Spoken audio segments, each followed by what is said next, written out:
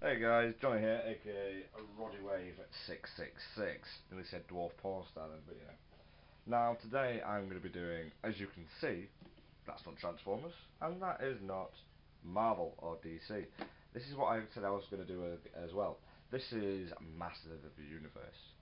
And what you are looking at right there are my He-Man collection. And yes, Battlecat, not Cringer, that's Battlecat. The big fucker as well.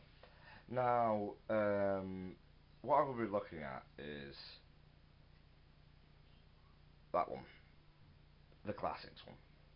I don't have the original 2002 toys or the original one, so I will be looking at the 2002 one. But let's just look at the packaging while we're here. Now, I don't have the He-Man mint in box. I do have a Man at Arms mint in box, so I'm going to show you what the packaging looks like. All the Masters of the Universe come in this kind of standard blister box kind of thing here. Let me just move that out of the way.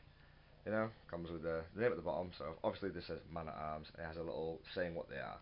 So he's the heroic master of weapons, whereas He-Man says the most powerful man in the universe. It says adult collector. It's got a belly button right there. The thunderbolts, stones of Castle Grayskull, and little air holes. Because apparently, if you leave a figure in the box, it will decay. So they put, you know, it's deprived of oxygen. So apparently, toys are now living organisms. I would start worrying because this Toy Story thing's going to come real, and all our toys are going to start talking to us.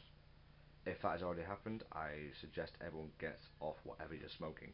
But anyway, and then on the back, obviously, it then shows you what is coming out in the line. So obviously, He-Man, Zodak, Man at Arms, Triclops, Horak, and Merman. Really want him. And at the bottom, it goes some bibble about who they are. So this one says Duncan, says who he is, made the new power sword. He works for Uncle for King Randor, and he's basically the main man to have in your team if you want to kick Skeletor's ass. So yeah, there you go. That's basically it. So let's get on to He-Man. 2 seconds. Right guys, so here we go. There's He-Man. Okay. From what we can see, he's your average size 6-inch figure. Okay. Quite cool. Loads of detail on this figure.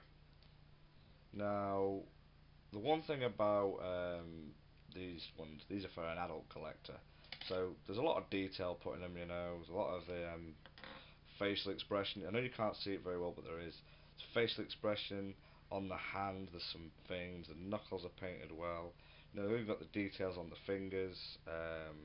There's a lot of work gone into these figures, and it's probably the main reason why they sell out so quickly on mycollector.com. No, that is not one of those stupid things like people do where they go, subscribe to Big Bad Toy Store, because I'm not sad like that. But there we go. And if people take offence of what I've just said, then life's a bitch. So, like usual, what they've done is they've not used the 2002 version. What they've done, they've used the original because it's the classics version. Okay, so it comes with the Power Sword. Now this is the original one, and what quite a quirky thing that they did is apparently from a guy called my mate Jai D. He told me that the original one was just half a Power Sword apparently, and that you could get the half Power Sword with He-Man, and obviously there was half Power Sword with Skeletor. Thus, meaning the good and the bad side, combine them together, you would then be able to go into Castle Grayskull if you had the sword. It was similar to having like the key to Grayskull. Um, and apparently the powers, all his ancestors, all the original people who were King, that were He-Man. So people like King Grayskull powers are in the Power Sword. Okay, even though his sword looked like that. That's the 2002 Power Sword, and that's the original Power Sword. Which one do you prefer? Please tell me in your comment box. But by the way, I prefer that one. Okay. So obviously, when He-Man became He-Man, when Prince Adam became He-Man, um, Cringer became the Battle Cat, which is behind me. I'm not doing a review of him now. I'll do a review of him later. Now, as I say, this is the reissue version. Now, the difference between the reissue version and the original version are thus. If you look at the face, it's quite pale. The original one was it looked like he'd been sweating, basically, in a nutshell, and round his eyes, he was quite flushed. So either he's had the longest sex session ever, or he's probably just had a wet dream. One of the two, you know, life's a bitch. I don't know really what happened, but they made him look really flushed. Now,